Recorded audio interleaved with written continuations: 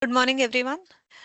It is my pleasure and honor to be part of this conference, which is at the confluence of technology and gender studies, two of the topics that are very close to my heart. I'm Sumedha Limaye. I am a VP at Quest Global, and I have been working with technology, particularly semiconductors, for the past 30 years.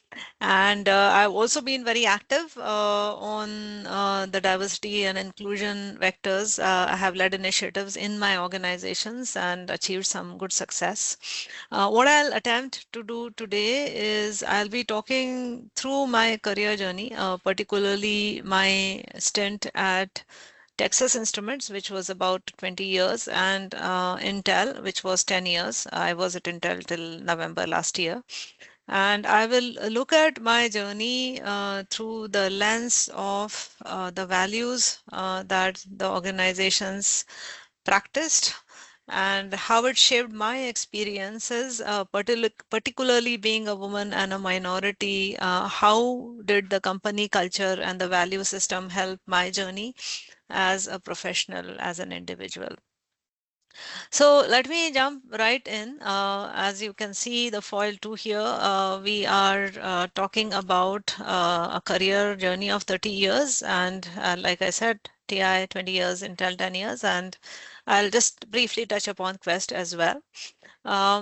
TI is pretty powerful name and pretty unique position it enjoys as a global competency center. It is the first GCC that was established in India, and that was way back in 1985, much before the economy was opened up. I was fortunate enough to join TI in its early days. I joined in 1994.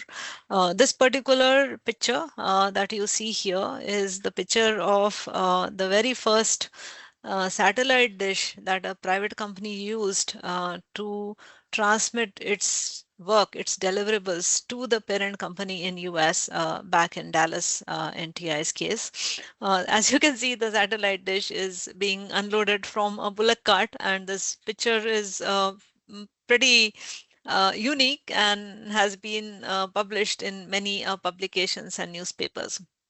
Now, TI was based on a few strong values. I'll talk about the TI corporate values, but in India, the culture was very different. It was almost like what we call a startup culture today, based on innovation and a lot of heart, a lot of passion.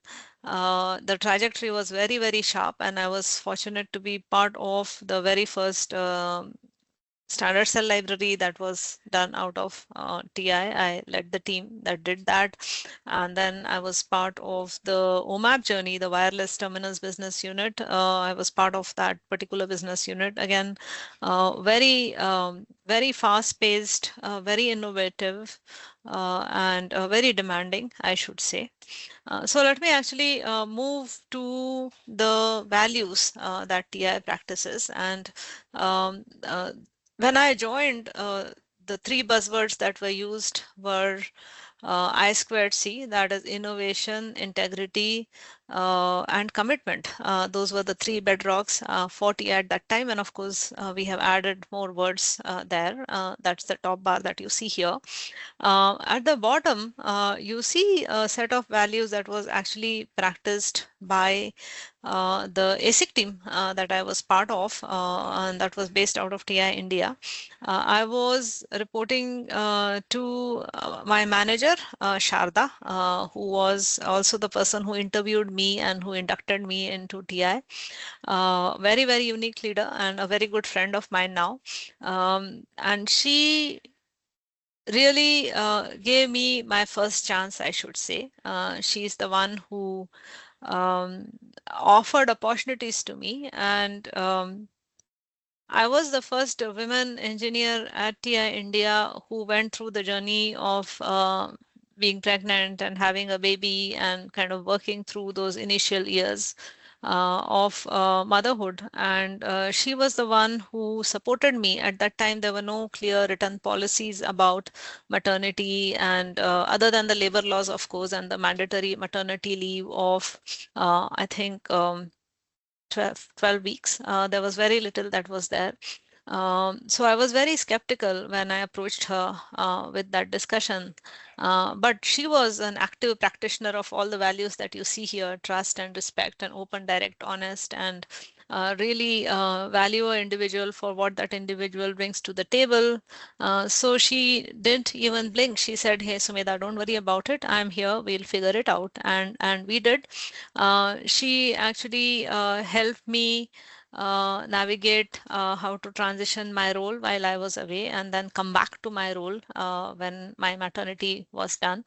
And when I came back, I was still nursing my baby, and at that time there were no mother's rooms in the facility. So I told her I will not be there at office for more than 3 hours at a stretch because I'm still nursing my baby.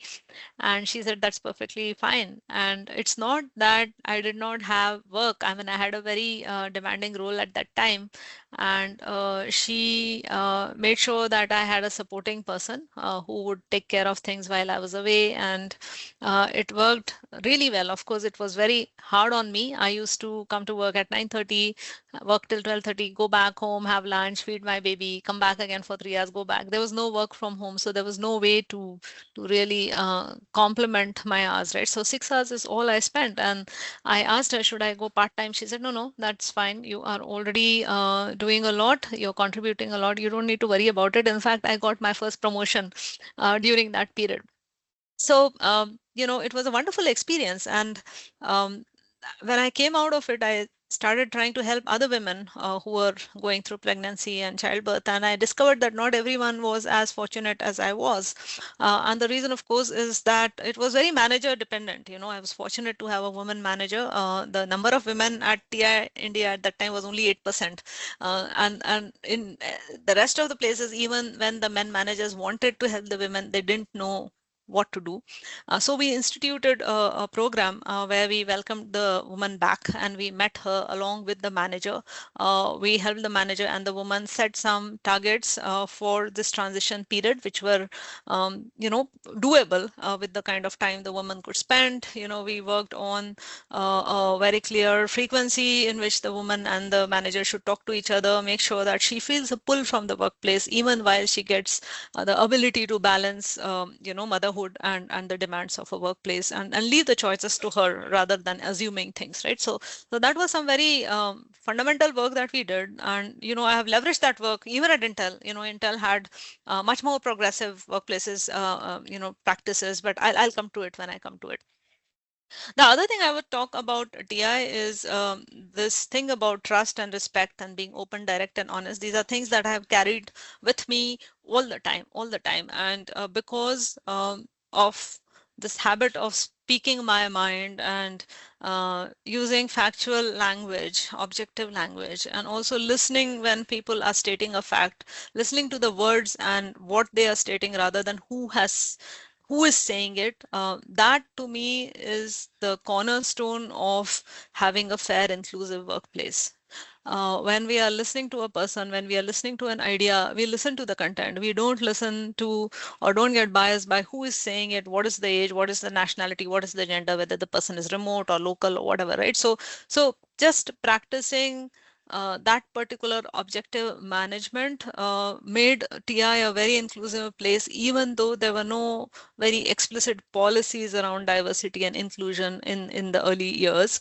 Over a period of time, because the environment was very fair and open and based on the right values, we could actually set the right policies. And with time, we graduated into more sophisticated practices. And then, the experience that an employee has became not dependent on the manager, but the fact that, that period and that experience of being a minority was protected by very explicit policies and culture. And of course, um, just like me, many women grew very well in TI and made very successful careers. And of course, the general gender percentage also grew over the years. So with that, let me switch to Intel and let me talk about Intel values. You can see fearless, inclusion, customer obsessed, one Intel, truth, transparency, quality, all the values, and they are very similar to TI values, very similar. In fact, I've mapped the values in red, which are TI values, to the Intel values, and you can see almost a one-to-one mapping. And it's not surprising. Both the companies are based on American values, and I actually feel that the kind of workplace that we know today, which offers openness, which are particularly free of hierarchy, pretty flat places where people can speak their mind, you don't have to fear retaliation. All of it is based on very, practiced values of what in some sense, American culture and human values stand by. So with that, let me talk about Intel. So Intel is very interesting. I interviewed with Intel, and at that time I was also interviewing with other places, and every other place other than Intel was asking me questions about, will I work weekends? How old are my kids? How old are my in-laws? Will I take care of this? Will I be okay to travel? Intel was the only place that did not ask me any such questions. So I joined Intel. However, after joining, it was a little awkward because I was referred to as the diversity candidate. So I was introduced saying, hey, she's the new diversity leader who has joined us. I asked my manager, hey, what is this? I'm not really liking this. Are you saying that you hired me because I'm a woman? And he said, no, not at all. Of course, we have hired you for your capabilities. However, we have, diversity targets. We track them very closely. And I was initially very uncomfortable about it. But over a period of time, I saw that because there was this clear focus, we would look at promotion parity. We would go case by case and ask these hard questions saying, hey, this woman is ready for promotion. Why are you favoring this man instead of this woman? And can you explain it to us, right? So because of that, because of chasing the data, chasing the percentages without dropping the bar on meritocracy, Intel was able to close the gender gap much faster than other companies. So that was good. However, just like me, there were other women who were uncomfortable because there was a certain target and number, and the conversations were very much in the face. There was this discomfort saying, "Hey, is my capability under question? Are people thinking I'm here because I'm a woman and not because of my capability?" So it's a very delicate balance, and a lot of times at Intel, I led the D&I team. I led a lot of initiatives there. I constantly questioned the tokenism. I constantly questioned the practices and made sure that we operate from the foundation of fairness and transparency and inclusivity, and don't get caught in all the metrics and the percentages. So that's a battle that I fought throughout my tenure at Intel, and of course the buzz around diversity and inclusivity. I would say it went up quite a lot to the point that it became a little bit counterproductive to the very cause that it stood for, and then it kind of receded a little bit and came to a place where it should be. It should be, and I hope that continues. Irrespective of the political environment around us, irrespective of whatever is happening on the economic front, irrespective of how companies are doing, we should operate from a place of fairness, allow every human being the space and an opportunity to bring their best to the workplace. That is where we should operate from. And of course, being a woman, the fact that she's having to be a mother, handle pregnancy, handle child care, how do we accommodate that period is a very important part of how we approach inclusivity. So really, again, I would say both these companies, since the basic foundational value systems were right, they were based on fairness and respect and trust and truthfulness and honesty. Both these places, I had a relatively easy time getting the right opportunities, being able to assert myself, being able to get included. And I hope that the same journey continues, and the same experience is the majority experience for women in workplaces. Of course, I recently joined Quest, and Quest is another company that has very strong values, very explicitly stated, very much in your face.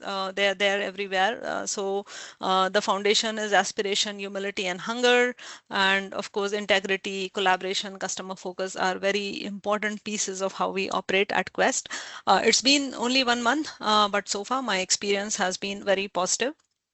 Having talked about all the positive experience, I would also say that I have experienced a couple of situations where I got caught with the wrong manager. I did experience some level of bias, and I did actually work my way through it. I eventually got out of that situation, and the fact that the workplace had policies and mechanisms to handle such a case helped me immensely. So I would say that reach out to the channels that are available at your own organization.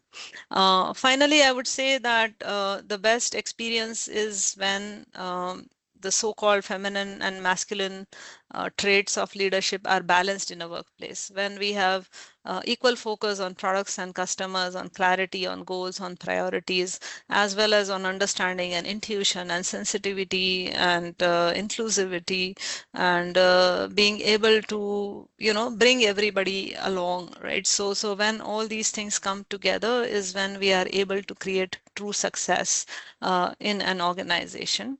I would end with this hymn, which is really the concluding hymn of Rig Veda, which is a 3,500-year-old text, the ancient text in India. And this hymn, really a part of the hymn here, it says that all of us are working, when we work with one resolve, with one goal, we all have one mind, one heart. We bring our thoughts and feelings together, then we are able to improve the happiness of our community. With those words, I conclude my speech. Thank you so much for listening. Thanks.